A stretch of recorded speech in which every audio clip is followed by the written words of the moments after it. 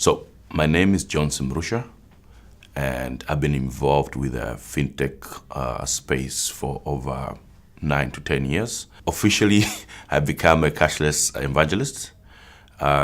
We have set up the Cashless Challenge to demystify some of challenges in terms of a customer journey that might not be obvious to the ecosystem builders. Myself, I've been going 45 days by today without paying for bills, goods or services with cash. So it's all been digital means of payments. The root of Cashless Challenge, it's been inspired by the United Nations Sustainable Development Goal number 9 that talks about financial inclusion for all. Cashless Challenge is meant to highlight what are the things that are actually possible to pay with digital transactions, and what are the things that may be possible, and what are the things that are no-go.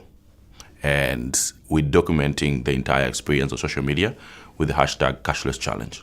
So in Tanzania, the biggest has been spending an extra time explaining to merchants and whoever else that I'm paying for the service I've received or goods I've received, because normally the common phrase is lipa na ya kulipia, which means top up with what I'm going to pay when I would convert the digital tokens into cash.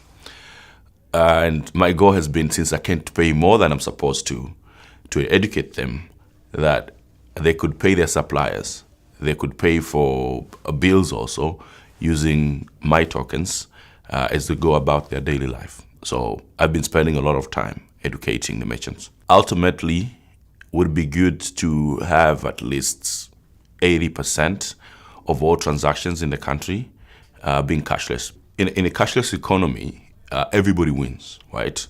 So the revenue authority will collect the taxes easier because, as we said before, it's all digital. Corporates might not spend more money doing cash collections because handling cash is expensive. It's a billion-dollar industry of its own in Africa. And for the consumer, it's super safe, right? So if I lose my wallet, that's gone. But if I'm all digital, if I lose my wallet, chances are I'm only one phone call away from blocking any transactions happening from that minute. The biggest that I foresee myself and everybody else that is participating is privacy, right?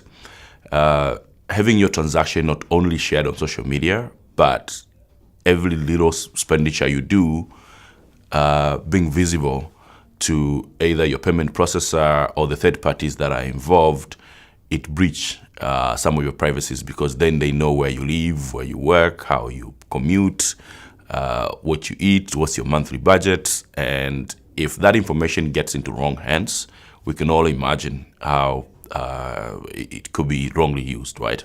I think if there is more campaigns like this that focus on privacy and what is safe to share, what is not safe to share, that also could easily be addressed. It's a big question because there are so many dependencies to it. It's going to take multiple stakeholders to deliberately invest in more than just what's ongoing now to get there. So Tanzania has been fortunate to have the first interoperability in terms of mobile money, but that has to be broadened, not only with mobile money services, but also banks and merchant payments. So if everybody come together, that we have seen some initiatives, we're looking at 5 to 7 years. If it continues on autopilot as is right now, we might get there in 10 plus years.